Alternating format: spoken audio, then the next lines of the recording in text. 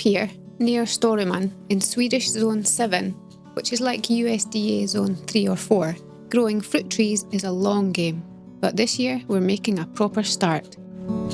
We ordered cold hardy fruit trees and berries from Blomqvist Plant Skola, a nursery in Finland that specialises in varieties bred for the north, and for gardeners like us who are a bit stubborn about growing fruit where others say you can't. We've got 6 apple trees, 2 Norland, 2 Korobovka and 2 Kanel. All of these are chosen not just for their cold hardiness, but also because they ripen early, before autumn frosts return. These apples are grafted onto hardy rootstocks, like Antonova or similar, which means the entire tree, not just the top, can survive down to minus 40 degrees Celsius. That's essential up here. The pears are a bit of a risk, to be honest.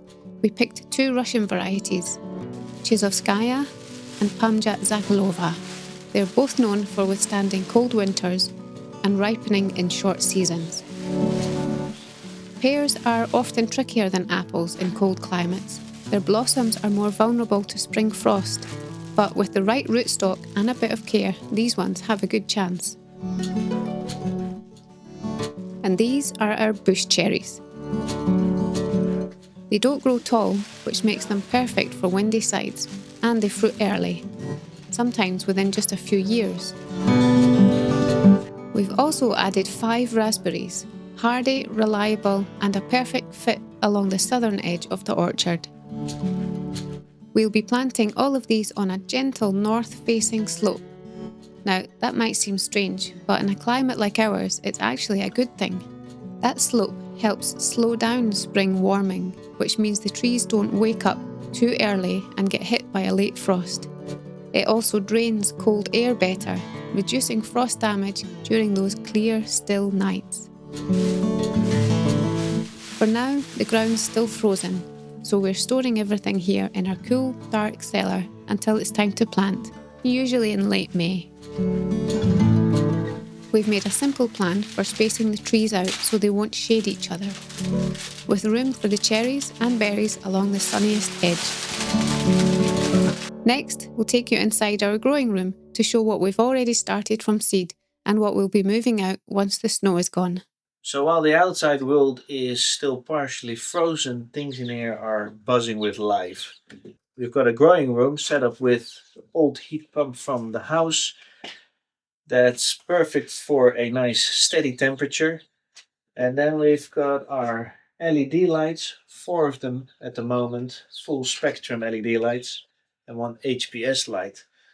This one still comes from when we started growing in Storuman, and the idea was that HPS lights give off a lot of heat as well, so that sounded pretty good for a cold climate and a good solution for us. Let's take you for a quick walkthrough of what's growing.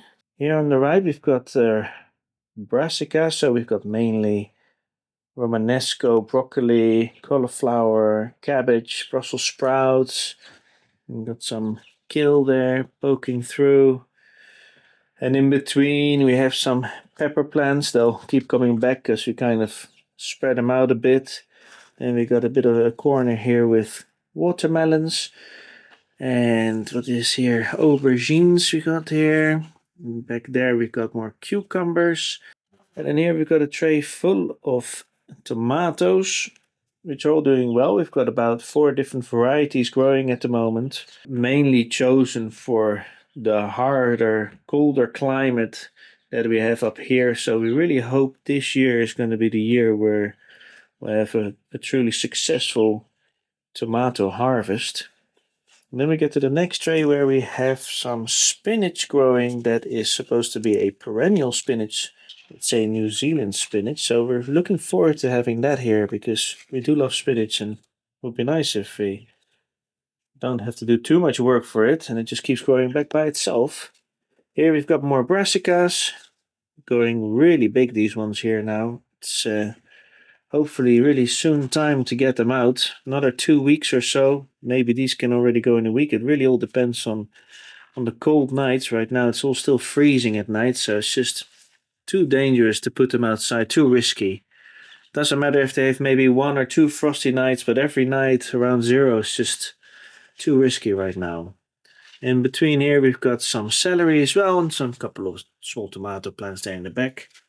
And here we've got nice large, what is it? Butternut squash and pumpkins growing. They're getting huge. Probably also some courgette in there, which you guys in the US would call zucchini. And then here we've got some more chili plants. We've got different varieties. Celeriac growing over here. Whole bunch of onions. They're looking really good. They really gotten sturdy and they're really growing big. So hopefully this year will also be a successful year for that, because we do use onions a lot. And then we've got the corn corner. They are looking really good. Last year we started them much later because this room took a while to set up. And we didn't really have a good success. We had a few that maybe, grew half a cob of corn. Not enough for dinner. And so this year we're really hoping that it's going to be better, because this would be amazing for us, but also in the future for our chickens and sheep, because they do love a little treat. And what do we have here? More kohlrabi. Spring onions doing well. Bit of basil, coriander, and leeks. Leeks are looking a little bit sad. It was an old packet of seeds, and I don't think the earth that I used was so good for them. Then we have some more peppers here. Peppers there. Rather small still. I think, again, maybe they just need to be transplanted, because some of the other peppers that we did transplant are looking amazing. Of course, they get more space, so it makes sense. Yeah, and these tomatoes, like we were showing, they're gigantic, and some are already starting to grow. Little tomatoes here and there. On to some herbs. What have we got here? Parsley, some dill, sage doing well. I think that might be oregano there. Then we've got our strawberry plants. This one we transplanted from our previous garden in Storuman, because this one is with larger strawberries. We have also grew a lot of wild strawberries from seed, but the wild ones, it's a lot of effort for a lot of small strawberries, and they're just not as delicious as the nice big juicy ones that you get from these ones here. Even got some flower growing there already. So we're really looking forward to planting this in a raised bed, contain it, and let it just go wild and have a huge amount of strawberries each year coming back without too much effort. Behind it we've got some rocket coming up. Took a little while to grow, but they're starting to look good. Starting to see that we're going to need to grow a lot more of it though, if you want to put that in your salad every day. And then next to that we have the tray of sunflowers growing. They're also very happy in here. Hopefully they'll also be happy outside, of course, with these kind of plants such as sunflowers and corn. It's gonna be risky to have them standing outside, but some will have to. We're gonna have to try, because not everything can be inside of our greenhouse, even though it is gigantic. But if you see the huge amount of tomatoes and peppers and cucumbers and gherkin, all these kind of things, most of them will be in the greenhouse. And so there won't be so much space left for also gigantic corn plants and huge sunflowers, of course. So as I already touched upon, the tricky part is really deciding what is going in the greenhouse, what is going directly outside. And from experience, we do know that the things like cabbage and cauliflower can handle a bit more cold weather, so they're definitely all going outside. And the things like corn, tomatoes, peppers, sunflowers, etc., they will go, partially into the greenhouse. But this year we do want to try and plant some of them outdoors, just to see what happens. We've got so many of them, so it's not going to be a loss if they don't make it. But I have a feeling that some of them will do well, and it will be fantastic to find out, because then we can keep that as a nice cold climate hardy plant. For now they're still in here. We're working on hardening them off. So every week I'm lowering the temperatures with the heat pump. We had it on about between 2023 while the seeds were all growing. And then 2 weeks ago started taking it down to maybe about 20. Nice big fat mouse running by. Then the week after it was 20 and then 10 at night. And now this week we're going to start 18 and 10 at night. And then we're going to have to see from there. I might just switch it off altogether during the night. Okay, next thing what we'll be looking at is what seeds are we going to sow directly outside. This is where we have our raised beds and our greenhouse. It served us well, but honestly it's way too small for everything we're planning to grow this season. That's why we're also setting up a large no-dig garden area. It sounds like a dream because honestly, digging in this rocky soil is nearly impossible. If any of you have any experience with no-dig gardening in a cold climate like ours, we'd absolutely love to hear your tips. The raised beds will likely be home to most of our perennials and cut-and-come-again crops like strawberries, asparagus, and a cold hardy spinach variety.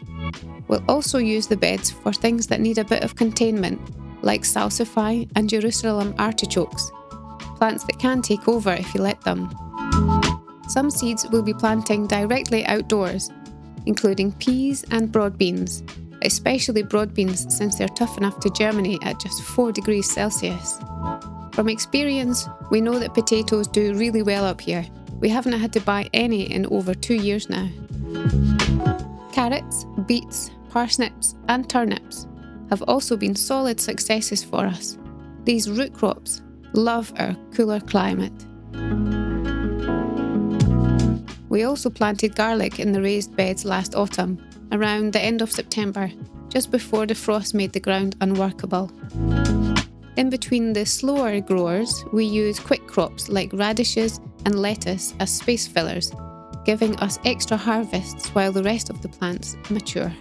As we gain more experience each season, we're planning to experiment with more and more varieties, pushing to see just how much we can grow here in the north. We are still learning and we're not trying to act like pros, but we hope sharing what we're doing here in the north helps you grow too. Let us know what you're planting this year, especially if you're gardening in a colder zone like ours.